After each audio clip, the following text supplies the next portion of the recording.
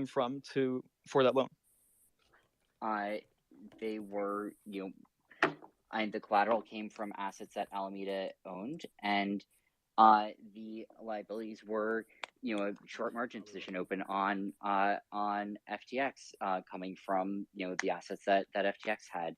And how did you know this much about this move, even though you said you didn't know there was that much on the sheets? Oh, a lot of these are things that I have pieced together after the fact that I did not know at the time, or was not fully aware of at the time.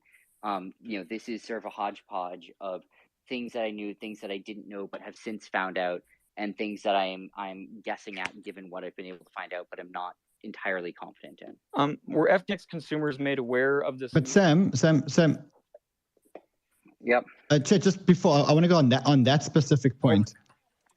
Alameda, is it possible that Alameda was withdrawing real dollars from FTX and instead putting FTT as collateral? So almost taking FTT, putting it as collateral, and then withdrawing real dollars in exchange as against that FTT collateral?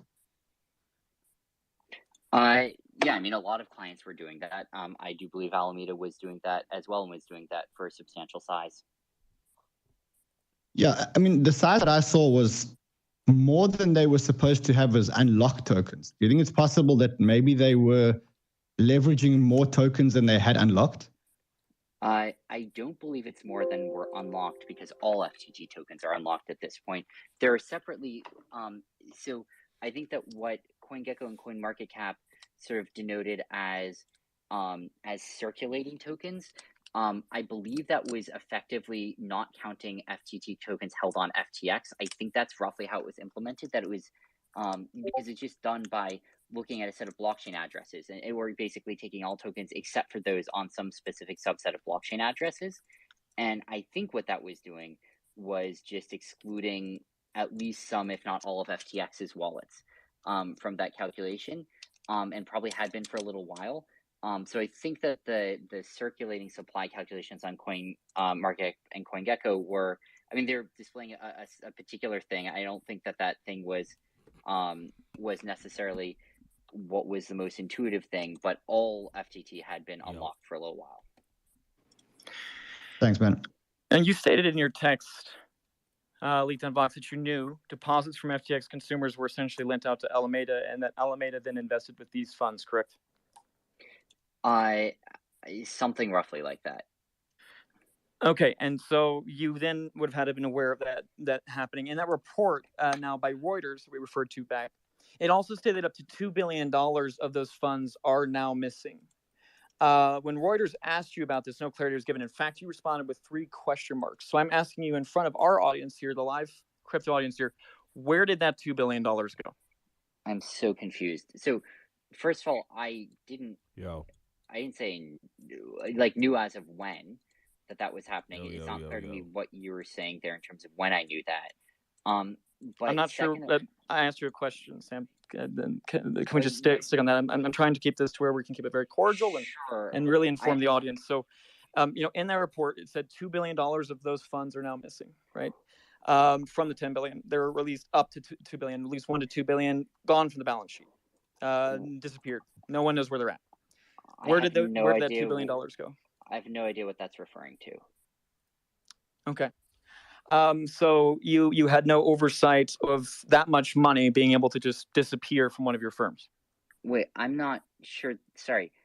I'm not sure I'm even agreeing that is what happened. I'm confused by that statement. There's a report from Reuters that says that up to $2 billion of the $10 billion that was moved, that you just said you knew was moved. Which $10 billion that was moved? The $10 billion that was moved to FTX without customer knowledge from Alameda to FTX. The $10 billion that we were just talking about, that you just said that you knew we were talking about. I don't understand the confusion. Easy, guys. I'm not sure about a 10 billion number. Sorry, if you could point me to this article, I think it would help. Yes, anyone feel free to pin that Reuters article to the top of the space. So, all right. So we'll move past that for right now, and I'll go back to that in a second. In October 2021, you conducted a raise for FTX, correct? I mean, there are raises over the course of 2021. Yeah. Okay, but you did a specific raise with Sequoia and some others. 69 investors to be precise, including Sequoia, which called it a meme round. How much was that raised for? I don't remember how much that round was. Was that the 400 million round, roughly? Yeah, $420 at $420.69 million. Right. Raised from 69 investors, which is quite called a meme one. What were those funds used for? Acquisitions. Did you take any of that money? Who is you here? Is you SBF Sam, the person I'm talking to? Did you take any of that money? To my knowledge, that was used for acquisitions for FTX. According to FTX financial records, internal records reviewed by the Wall Street Journal, actually 3/4 of that raise, $300 million, went directly to you from you selling some of your stake in the company. Where did that $300 million go? Oh, sorry. The particular $300 million from the resale, that I'm not sure that's that same round that you're talking about. I think that it may have been that one. My memory is it was a different one, but you might be right. But either way, that was or slightly before that, I had bought Binance out of their stake in FTX for a few $billion. And then had resold a small portion of that secondary to investors. So it went to recouping the costs from buying Binance out. Okay, and you said you didn't conduct any risk management at FTX and Alameda in all essence. When you said this in the New York Times Dealbook Summit yesterday, correct? I may have said I did I don't remember exactly how I phrased it, but I did way less than I should have. You said essentially there was none. When you pitched your firms to accredited U.S. investors, did you tell them there was no risk management in place? So there was some risk management in place. I myself did very little there. I wish that I had done way more, and I myself did very little in terms of appointing anyone to do it. Now, there was a lot of risk management that was in place in terms of automated, risk management systems, but there was not, in retrospect, good oversight of this. That was a big mistake. I don't believe that I made any material misstatements to prospective investors, although obviously I can't, I don't have recollection of everything that I said. Everything that I said, what did you present to them as like the risk management profile of FTX when you pitched to them? I don't remember. Was that part of it? I don't remember detailed conversations about it. I'm not sure there weren't. There were a lot of conversations that happened. I'm not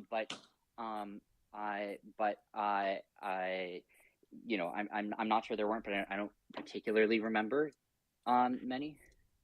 So there weren't a lot of due diligence processes that took place? And I think that there were due diligence on some things. I think there's a lot of due diligence done on. My sense I think we lost Sam. Oh, yeah, sorry, I'm back. You're back. You dropped out 5 seconds. Yeah, go ahead. All right, continue, My Sam. sense is, and I don't want to put words in other people's mouths, but my sense is roughly that when people were doing their diligence here, that prospective investors were thinking of it primarily from the perspective here. They were looking at the upside here. They were looking at, what could the business become? How could it grow?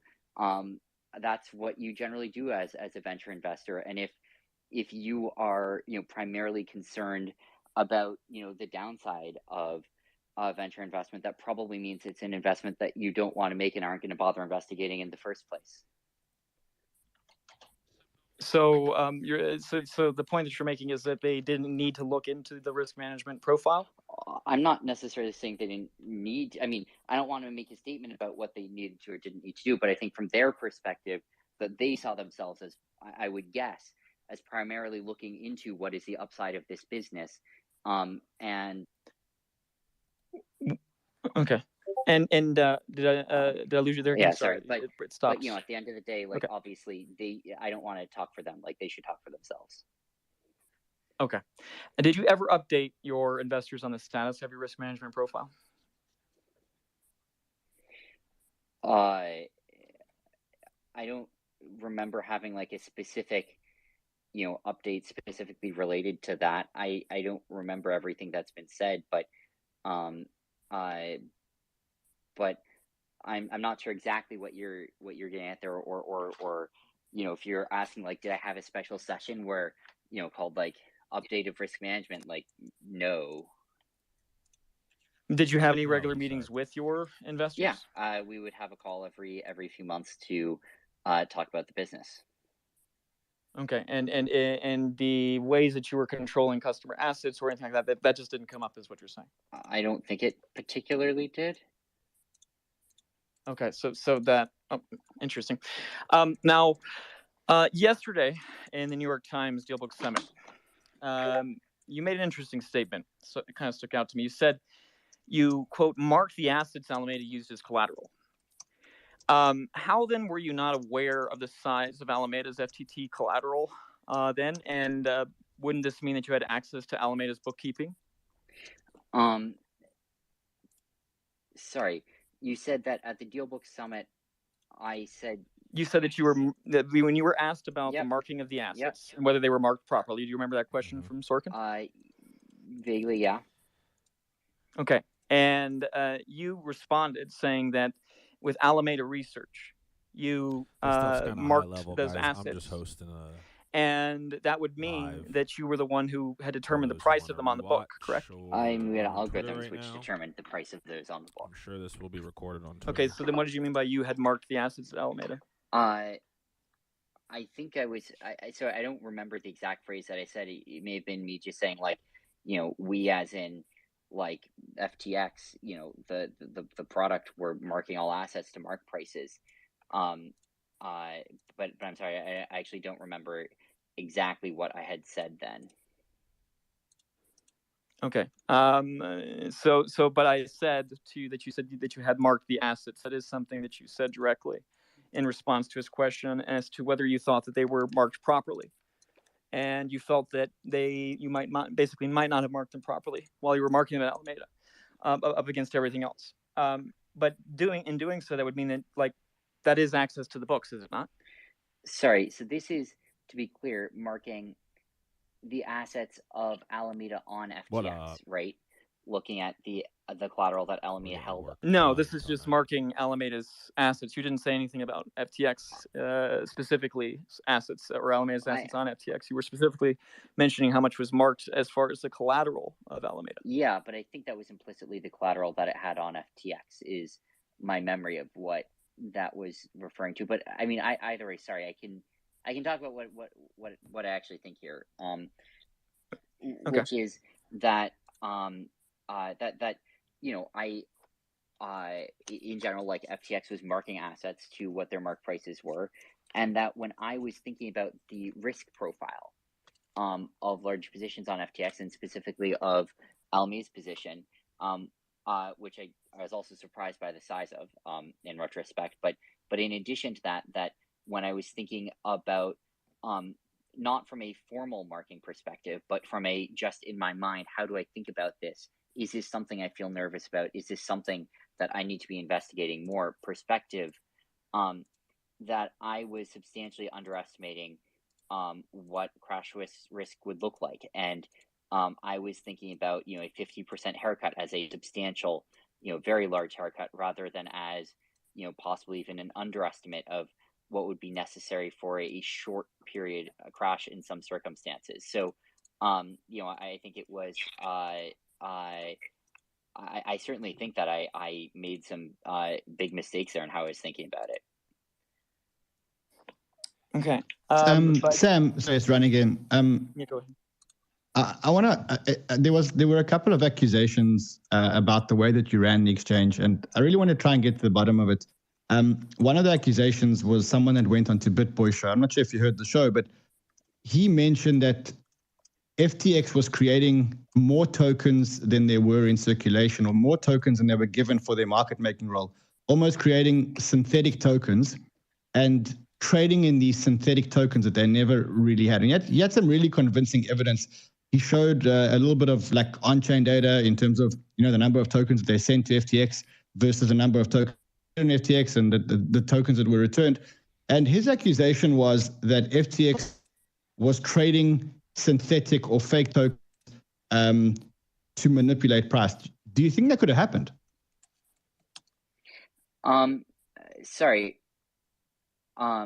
So I think that I frankly don't know actually exactly what you're referring to there. I'm sorry, did not hear that particular one. I'd love to look into that more if you could like send me a link to that and get back to you on that. But an FTX. But let me just explain it to you again.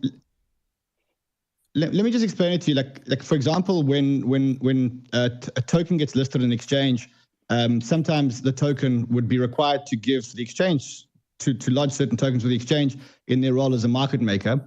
And this specific project claimed that you were selling more tokens than you had as a market maker.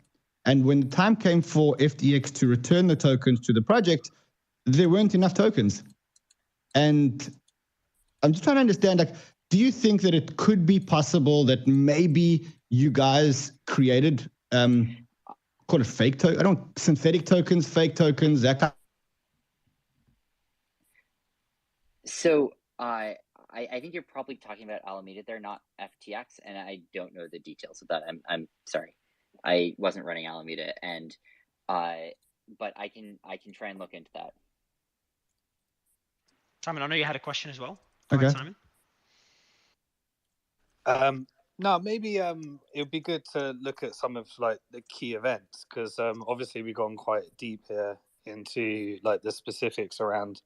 I think maybe some of the things leading up to what got here, like starting at the Luna situation, a lot of people don't have real clarity on people's involvements in that. So one of the, like, Sam, it would be great to hear your perspective on, like, a lot of people believe that there was some efforts from people really exposed to Luna, to try and save Luna or and there was some renegs of certain agreements. My understanding was like Celsius, Galaxy, Almeida.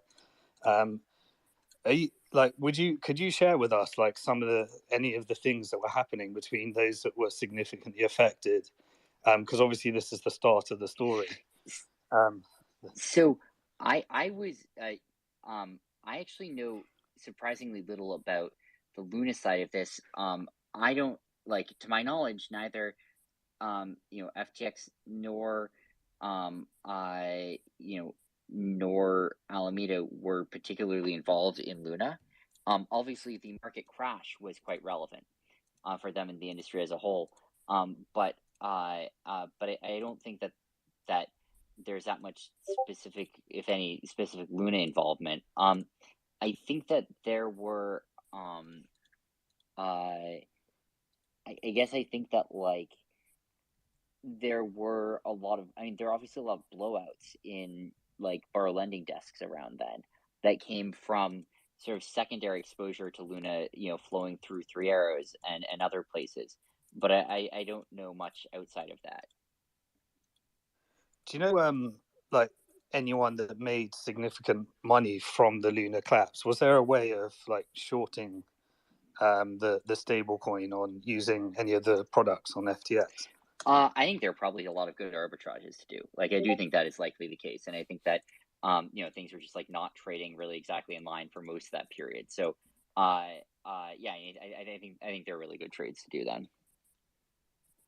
Did you have any like meetings yourself or anyone in the team about, like with like Alex Majinsky, people from Celsius, Novogratz, or any of these people that were deeply affected by it? Was there any kind of meetings that about where people were trying to figure out what to do? Because there's like rumors that when Celsius decided to try and get out for some of their clients, that was like a renege of some kind of agreement, and that upset a lot of people. Do you know anything about that? I don't. Obviously I had some meetings with like borrow lending firms around that time, around the troubles they were facing, but I don't unfortunately know anything about things specific to really like the Luna side. So I've got Simon. I've just sent you through a username. Chairman, I'll let you ask your question, man. Thanks for patiently waiting. Simon, I've sent you a username. Do you mind? Because my Spaces is glitching. Can you send them an invite up? I've just sent you the username. So to send an invite up, you got to click on the icon at the bottom, guests. Click on speakers and click on invite speakers and add the username. But Chairman, I'll let you ask your question, man. Yeah, Sam, would you be willing to go on Up Only, hosted by Kobe and Ledger Status?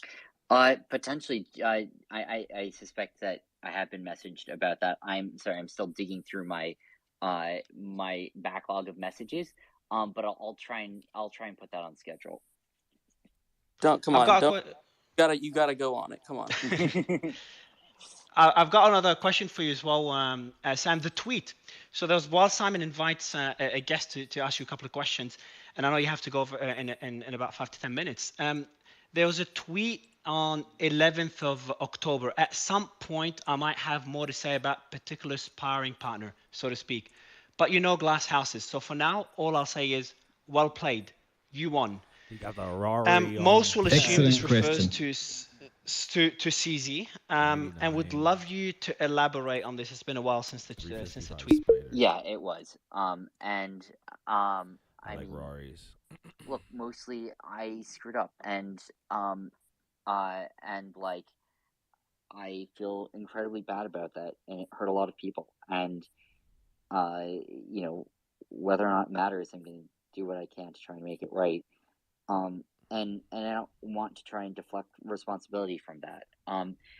You know, obviously there are other things that also contributed to what happened, and you know, there was a pretty sustained PR assault, which I underestimated, and you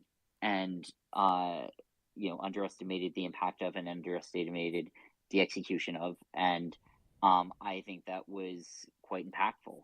And was, you know, what sort of lit the match here. But that doesn't change the fact that I wasn't on top of my shit. Hey Mario, since he's leaving in 5 or 10 minutes, can I ask a couple of questions? Yeah, sure. Go ahead, man. While we bring up the guest, go ahead. Fantastic. Hey Sam, did you or any of your business entities or family members ever make any donations to political parties or politicians on the Bahamas? Check out these whips. I'm not sure, not to my knowledge. Platinum cars, baby. You can't just answer that with yes or no? I don't know of cases where we did. I mean, I wouldn't necessarily know if like someone had at some point made some donation on behalf of some entity. But like GTR, I don't know of that having happened. Okay. Have you and your lawyers been in touch with the U.S. Department of Justice about your case? I can't talk about, you know, any specific communications or lack thereof with specific, you know, regulatory agencies. But obviously we'd be, you know, looking to engage constructively if, you know, if and when that were to happen. You know, the reason why I'm asking is in several interviews you pointed out that FTX US has enough funds to pay US customers. You guys near Toronto? Is that a strategy to ensure that the US Department of Justice doesn't charge you with a crime because the DOJ doesn't have jurisdiction over foreign FTX customers?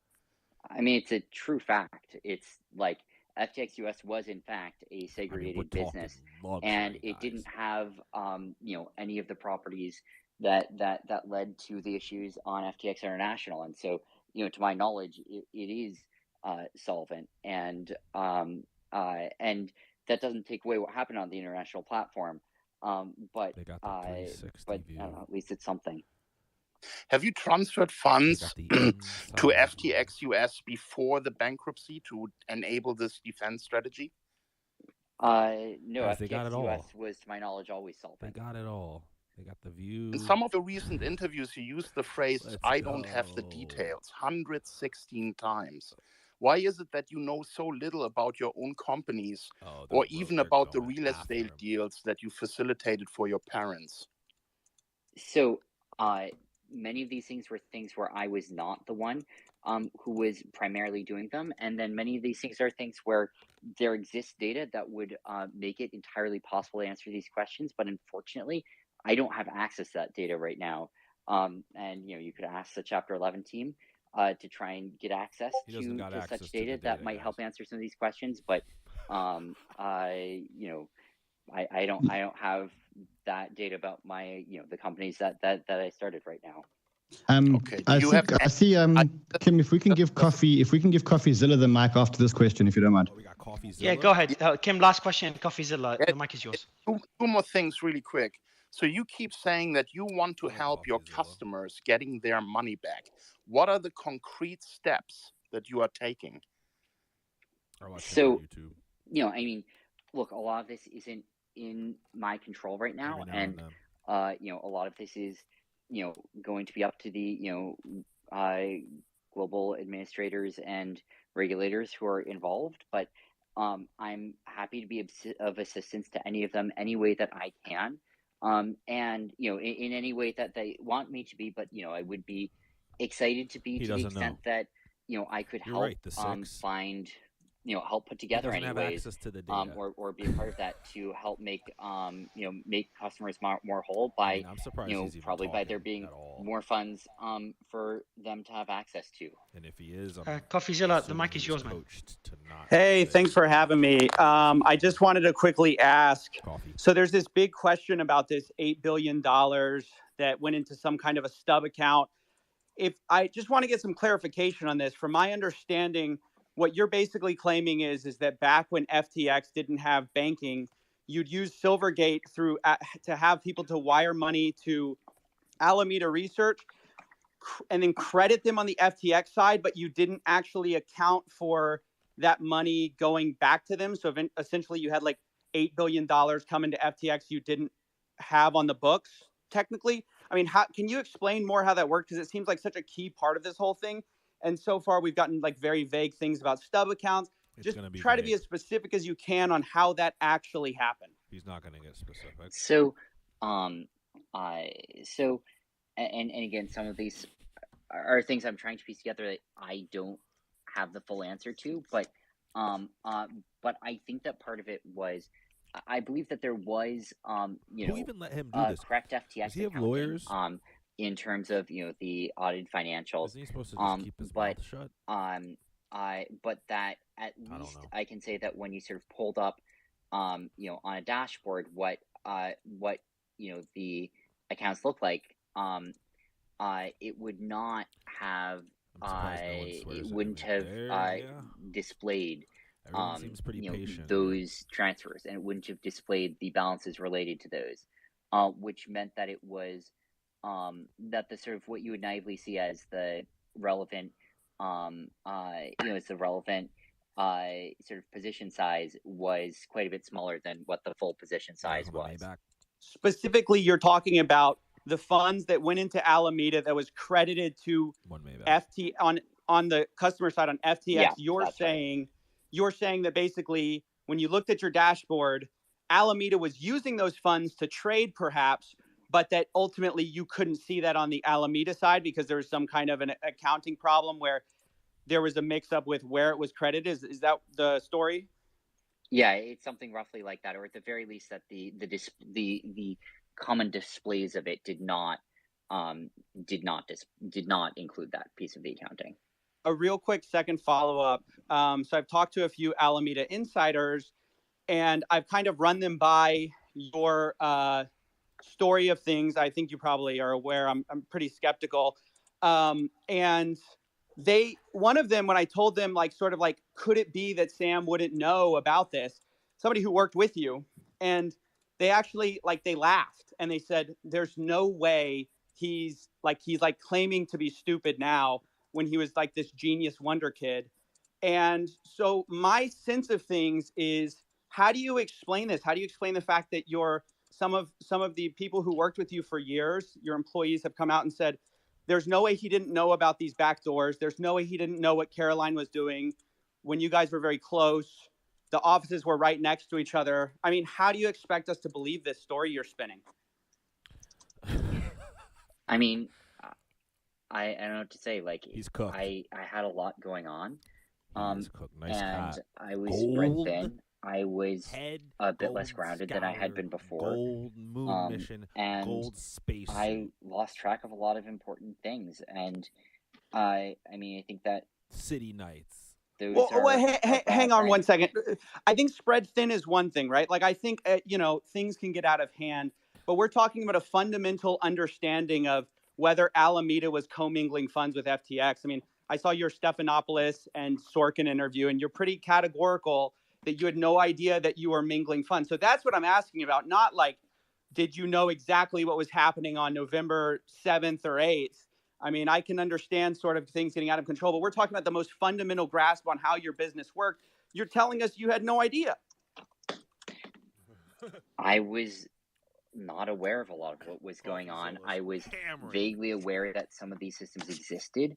I had no details of them, and I was not spending much time. Basically, just been an hour and on looking at position risk management. It was a big mistake. Basically, just been 2 hours. I mean, right, Sam. I've just got guys. I've just got a DM. Sam has to leave. So guys, wait. Can I, Mark? Guys. Guys. I just got to end it, guys. So because Sam has been DMing me nonstop about having to leave, and I don't want to just drop out for the last 10 minutes, saying I have to leave. He's got to go. So Sam,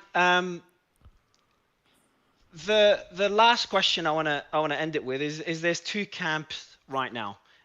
Coffee. One camp is you got more than that. Looking at this and saying, Sam. All right. So guys. So on one side, the audience, I'm looking at the comments, is like, hey, Sam is at least speaking despite lawyers telling him not to, and looking at this in a very positive light. On the other side, people are saying your answers are very calculated. Coffee, you got 1. You're dodging any tricky questions, and this is all part of a plan to paint yourself in a better light. And I do have to admit, there are some answers where they're very, very calculated, and you try to dodge them in one way or another. So to conclude it from my end, lying like a dog. What's next? What's next for you in the next few weeks? What can we expect? And what can FTX customers expect? Because you did say that FTX US, they should be made whole. FTX International, I think 30 cents on the dollar. I'm going to take a break. What can the people that were hurt by this, get a few things there's some comments about people, later. Kind of hurts me to say this, but, talking about ending their life. And we've had some of these people on stage. What can they expect over the next few weeks and months? And that question is for Sam, just for all other panelists, please. Go ahead, Sam. The Six, appreciate you. Shots TV. I mean, look, I'm incredibly sorry about what happened, and I know that doesn't change anything. I'm gonna do what I can, even if that's not much. But at the end of the day, he's gonna do what he can, guys. Hopefully, hopefully there will be pathways that will be able to get more funds back for users. Hopefully there will be pathways that open up withdrawals where they can be. And that maximizes he's pretty much that users can get. But we heard what he said. in the end, he's done that's a lot that's not going to be up to me. I'm just going to try and be helpful where I can lost there. 10 billion of user funds. I'm sorry. Sam, you keep saying you can do what you can. What you're going to do as much as you can. You said it when the liquidator, when you went into Chapter 11. I'm trying to understand in your head what you think you can do in your current position, given the fact that the liquidators on both sides, well, the liquidators on the US side have said that you're no longer involved and that you no longer speak on behalf of the company. And I genuinely believe that you really want to help. I'm just trying to understand in your head when you talk about doing whatever you can and trying to do it. What do you think is in your hands? It's over. I am sorry, I'm very late you got liquidated for next call, so I do have to hop off now. But guys, it's all liquidated. I can be helpful to all the teams who want me to globally, and I'm going to continue to do that. If and when I'm asked, 10 and doesn't know anything. Look for that's the other ways over time that the rough I can thing about some of these. Hopefully help contribute. But there's a limit to how much different groups are going to want me to, and I understand that. Mario, can we keep the space open after Sam drops? Yeah, we will. So after just for everyone, hold on. Yeah, hold on. Just want to say, because I know Sam, you're just about to jump off. He just jumped off. So we do have insiders with important. We do have insiders with bombshell news. They've been waiting. They've been investigating the matter for months. I think about 9 months, and they have a lot of findings. And they haven't mentioned earlier. They're coming on stage now. We're about to bring them up. So Romy will send you their details if you can invite them up. They will be sharing details that nobody knows yet. So that's something I've been talking to them for a long time, and they finally agreed to come on stage and share it. So they're about to come on stage. But yeah, Alex, you were saying? I mean, I just wanted to say, like, it was a bit frustrating, to be honest, because I think Sam was running circles, frankly, around a lot of people on stage, and we should have been delving deeper. Like, two things in specific that he's doing, and I think everyone in the crowd needs to be aware of this, not just for this space, but for future media appearances. The first thing he's doing is he's basically taking advantage of all these complicated side narratives that don't matter. The only thing that matters was that he basically went and he misappropriated customer funds and basically took those funds and lent it to a hedge fund that he fully owned and then used FTT to back it up. And anytime he tries to get away from that, it's really important in these interviews that people dive deep, and we need people with domain knowledge on how exchanges work and how, frankly, finance works to keep digging on that, because we let him slither out of that way too much. And any particular points, Alex, if you want to comment on particular points that were mentioned. I highly agree with that, Alex. The way it was managed, just Alex, trying to go into deeper questions. Hold on, guys. But yes, go on. Guys, yeah, Alex, do you want to continue just any specific points? And I'll get you to speak, Chairman, right after, while we bring up the two special guests. Any specific points you want to mention for anyone listening? Specific lies that you want to address? Yeah, so I mean, I pinned this tweet by Jesse, who obviously runs Kraken, and I think would have been a great person to keep drilling on that. But basically, when he actually started talking about how the margin trading system works at FTX, that just wasn't correct. He was basically saying that anyone could come in. They could. I'm going to read Jesse's point because it's, I think, really valid, and it was literally please do. So for everyone, please pin the top tweet and like and retweet that to get more visibility. But basically, he said that, okay, how the exchange worked was that it was a net account equity model. So people could borrow against client funds, right? And then he would print FTT, which is a vapor token, against it, okay? And then he said, if the quote Sam said was, if you add it all up and you counted the negative balances as 100% recoverable, then we were fully solvent. That makes no sense. You can't just go borrow like 10,000 worth of Bitcoin and then print FTT against that to collateralize it and then say that you're fully solvent. That is fraud. And like, that was like the problem that like he keeps slithering away from, in my opinion. And like, frankly, that's the only thing that matters. Like, yes, all these side things that he's doing with regulators or all these other aspects are problematic, but that is where the fraud lies. I mean, I think Alex is absolutely right. I just want to say real quick, I don't know who said like, oh, I believe you have like good intentions here. SBF has only one intention, which is to save himself from jail. Let's all keep an eye on that, because if you want to read into his statements, everything is said with the idea that he's trying to paint a narrative of himself, that he made an embarrassing mistake, that although he's this genius who went to these top tier Ivy League schools, worked on Jane Street, wooed everybody from BlackRock to Sequoia, all of a sudden he's an idiot the second he's committed fraud, right? We're supposed to believe he didn't know what was going on the company he started and ran for years. We're supposed to believe he didn't know what was going on right across the street. I mean, how stupid do we have to believe a narrative like that? It's completely insane. But people are like kissing his ass saying, oh, I believe you're doing the right thing. No, he's done enough. He's helped enough. He needs to take a sideline. He needs to go to jail, and people need to get whatever pennies they're going to get back from this whole thing. He's lied from the very beginning. I'm like shocked by the credulity people have in relation to this guy. They just like suck up whatever he's saying. Nearly everything out of this guy's mouth is a lie, except where it lines up with him not going to jail, and then he might tell the truth. But every single thing he says is with the aim of not going to jail, and everyone needs to remember that. I don't know if you were there in the beginning. I would like to add something to that, if I may. I would like to add that I'm disappointed how this whole thing was set up, because my first question and how throwing everyone else under the bus. Sorry, go back. You dropped out for like 4 or 5 seconds. Can you go back 4 or 5 seconds? What you're saying? Yeah. So I'm disappointed how this whole thing was running, because my first question went right to the meat of it, where he is basically saying he had no idea what happened with customer funds, and he's throwing Caroline under the bus and his partners under the bus. And I was muted, moved down, and removed as a speaker. And there was such a crucial question. And then, Mario, I sent you a couple of important questions that you said you would ask, and you never did. And then you said, when you are done with your questions, we get to ask him questions. But at the end, you said there's only 5 to 10 minutes left. It's really not nice how this whole thing was managed, because there were so many important questions that were left unanswered. And I'm really disappointed. Bro, I do, Kim. I've got, you know how many people telling me on the panel, I've got more important questions that are unanswered. I don't have 5 hours to ask all the questions. I think we did a better job. If you go back to New York Times, if you go back to Good Morning America, compare these questions to the questions they asked and the fluff pieces they had. So we tried our best, considering the amount of speakers I wanted to ask questions.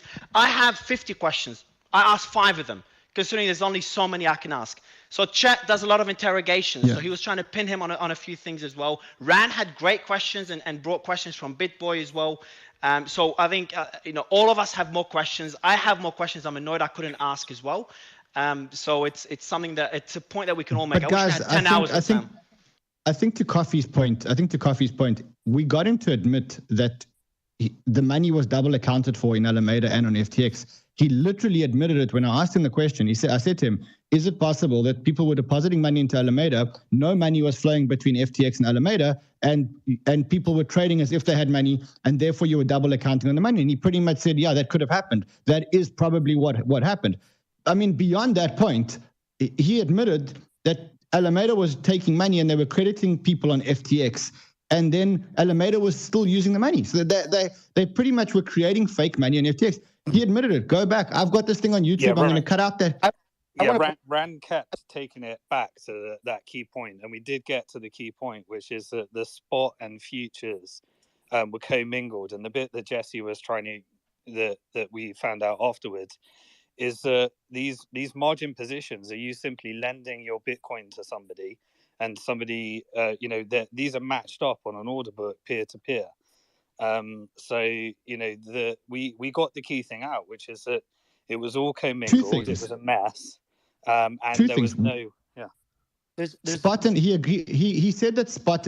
I made him agree to 2 things. One is that Alameda and FTX were commingled, and not only that they were duplicating funds. So you would put your money into Alameda, and you would get $1 would be deposited into Alameda, and that dollar would reflect as a $1 balance on your account. But the money wouldn't flow from Alameda into FTX, which means that every time money came in, you were basically funding Sam Bankman-Fried's hedge fund while he was crediting you with fake money on the exchange.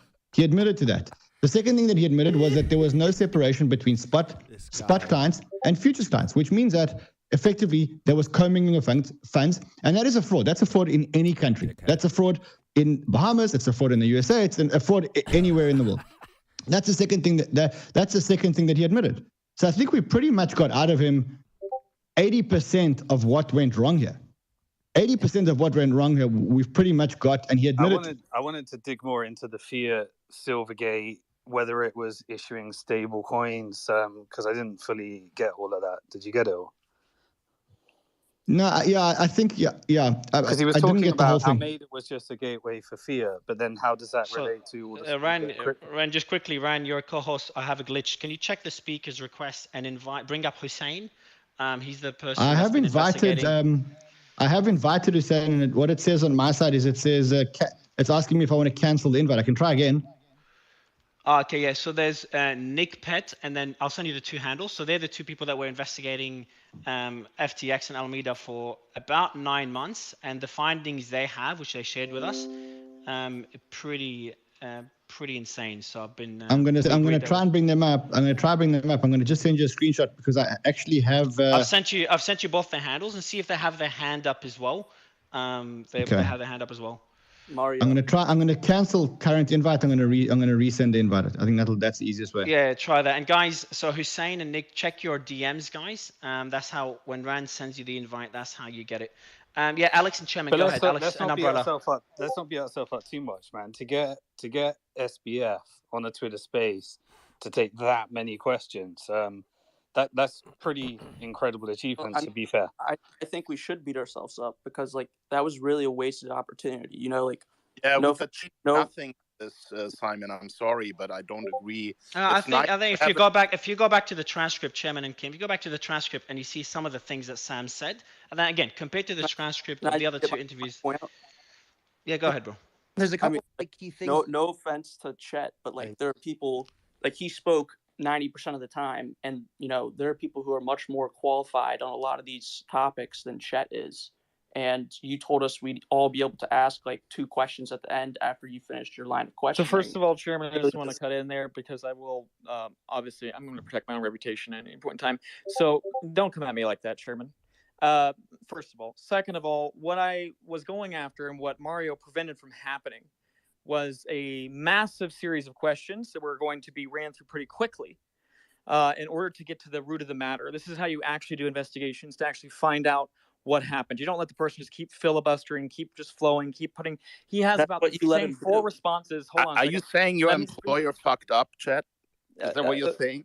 Kim, can you please not right now? So at this point, here's the thing, right? There was an idea of how to actually build this. There was an idea of which questions to actually ask, and some of the questions that never got asked was the fact that he even said that his parents worked at Alameda.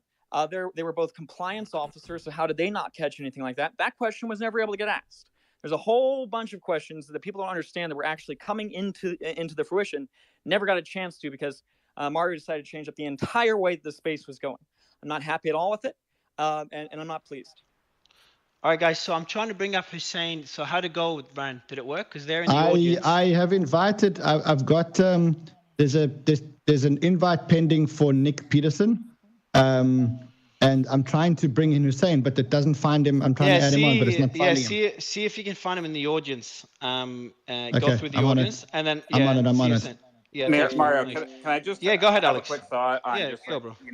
Look, I understand it's a highly emotional situation for everyone involved, right? And I think that has kind of spilled over. I think in terms of tangible advice, if one of these spaces is done again, whether Mario by you or anyone in the crowd, I think I'd have like 3 pointed pieces of feedback.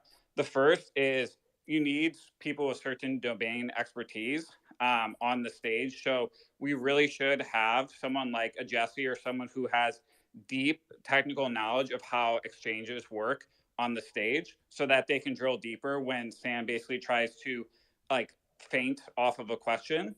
The second is there also needs to be someone technical on here. Like Sam has a degree in physics and a minor in math from MIT. So he can literally use esoteric technical language to throw people off if there isn't someone on the stage that has technical depth, at least as deep as him. And I'm technical, but I'm nowhere near as technical as Sam. I'll be the first to admit that. So that's the first thing, is get speakers with domain knowledge on here, specifically around exchanges and deep technical knowledge.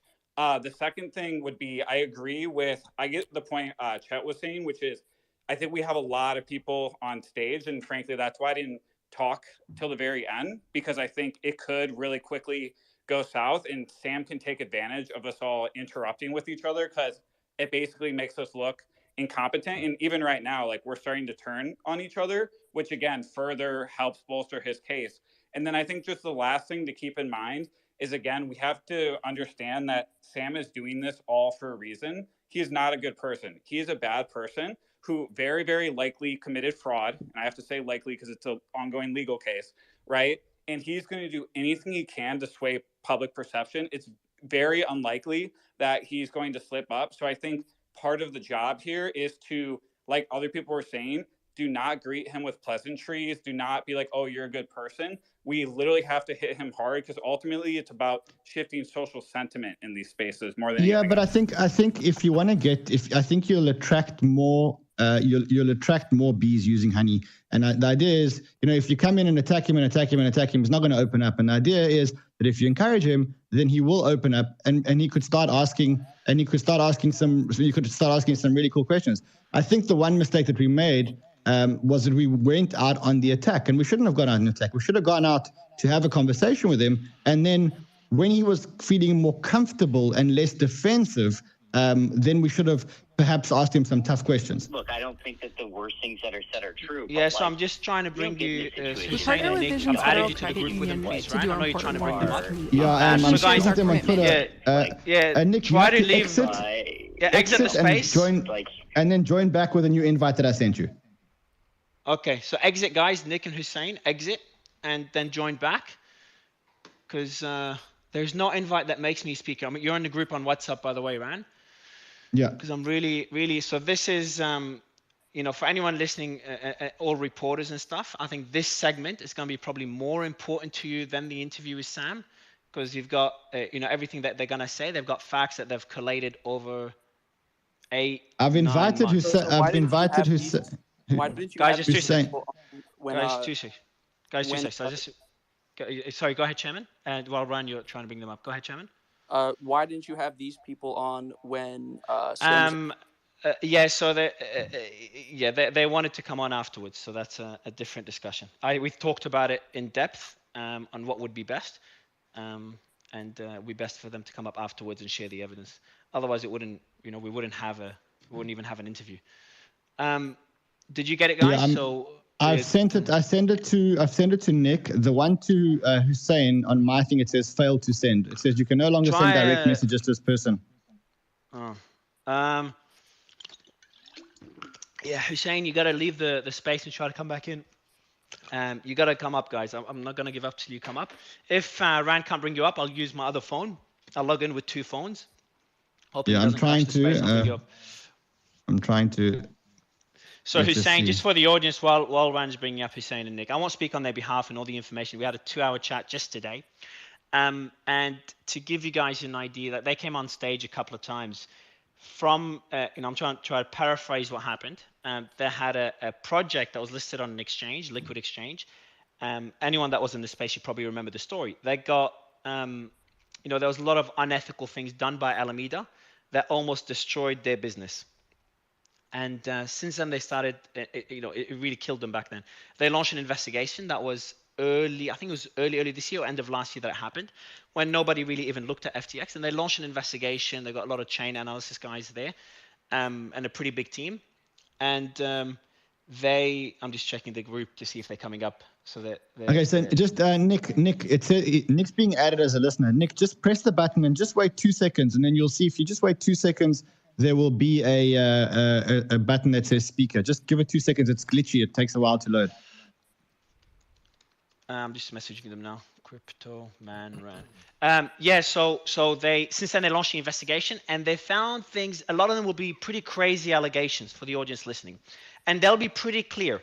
They'll tell you the allegations that they can prove, and they've got evidence to prove 100%, and then they'll share the allegations that is more speculative, and they cannot prove, but they're looking into it. So some of it will sound crazy, and I think they'll be open if you DM them. All reporters, you can DM them and ask for the evidence to back up some claims. I know you have to be able to write about it, and they'll be able to share a lot of it. And obviously the speculative ones, you take it as is, as pure speculation, but based on a lot of research. How'd you go, Ryan? I've sent it, but both of them should have the invite. They should be ready to join. I did actually ask him that question. He said that it could have been Alameda. Who did you ask what question? I did ask Sam if they could have been creating fake tokens, and he said that could have been Alameda. The synthetic tokens. Go ahead, Kyle. The whole inflating token supply. This is something that has come out in the past, where let's say that someone deposits, I don't know, let's say 1 million Dogecoin, and that's all that's on an exchange. An exchange, because it's centralized, they can just say that they have 2 million, and this is highly likely what probably happened when in this particular case of what you're talking about. Yeah, I'll be joining the space from my other phone. Let's see how that goes. I'm trying to. That's a risk, but I have no choice. Yeah, I was trying to lead up to Nick. Got some stuff to work on, guys. Thanks for those who came in here.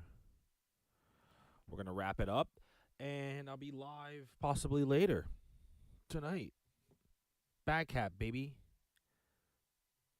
Rev Warnock just texted me.